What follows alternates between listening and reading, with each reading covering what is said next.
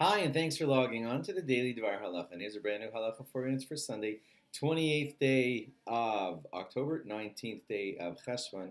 Here we go. Now, more laws about Netilas Yadayim and the question of can sometimes you can't find a cup for washing Netilas Yadayim and you're stuck just using a plain old sink and you just want to stick your hands under the sink. And you're probably familiar with the law that it's got to be like different gushes on each hand, and it's got to come like mikoach gavra, which means that you, the human, caused the water to fall in your hand.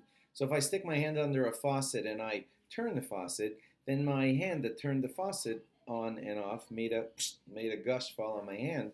So I got the koach gavra part. So I sort of maybe fulfilled washing my hands in that sink. So the answer is no, not really.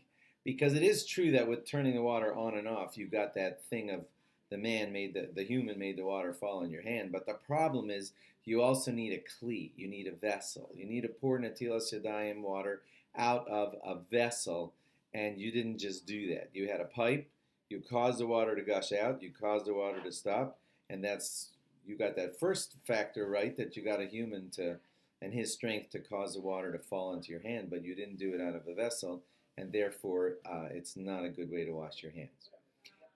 If, however, it gets interesting. Let's say you have an urn filled with cold water. So now that you have an urn filled with cold water, if you go over to the spigot and just press it, and make the water fall onto your other hand, and then you stop it, now you sort of have fulfilled both. Because human energy, helped that water go onto your hand because you're the one who turned that spigot, on and off. So that's good. The water came from a vessel because the urn is like a big vessel. So then, yeah, it is okay if you can manage to do that and just get your hand right under the spigot. But it's going to be weird because it's going to splash onto the floor.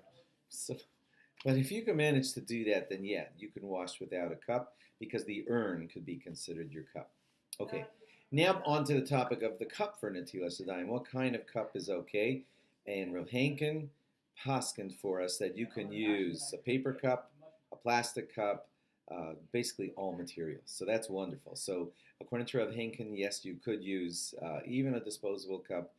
Certainly better to use a real washing cup, but when necessary, you can use a paper cup, plastic cup, porcelain, any material, and it's going to be considered okay. Even those cone-shaped ones, you've seen them right there next to water dispensers. Even a cone-shaped cup, which was fashioned by the manufacturer to be a cup, since it's designed to be a cup and it is acting like that, so yeah, it could be used for Netilas Yadayim also. Can't stand up by itself, but that actually won't matter. Now, last question. What about I can't find a cup, I can't find an urn, but I actually have a water bottle. So can I just pour the water bottle onto my hand and then pour the water bottle onto my other hand? Can that count? So the answer is it depends. Lechatchila, that means if you have other options, then no. We would rather you do the real option of using full force coming in a gush out of a cup onto your hand. Water bottle is like a skinny little opening and it's not so good. So lechatchila, that means at first choice, we try to have you not use a water bottle. Okay, but b'diavad, that means you're stuck after the fact. There's no cup. I need a wash. There's no other way to get it done except this bottle. Then in situations like that, we will rely on it and we can say, oh, fine, use a water bottle. Just go like that. Water bottle, water bottle, water bottle, water bottle. You'll do that if you have to, but after the fact, then it is halachically allowed. Thanks for logging on, and log on again tomorrow for more.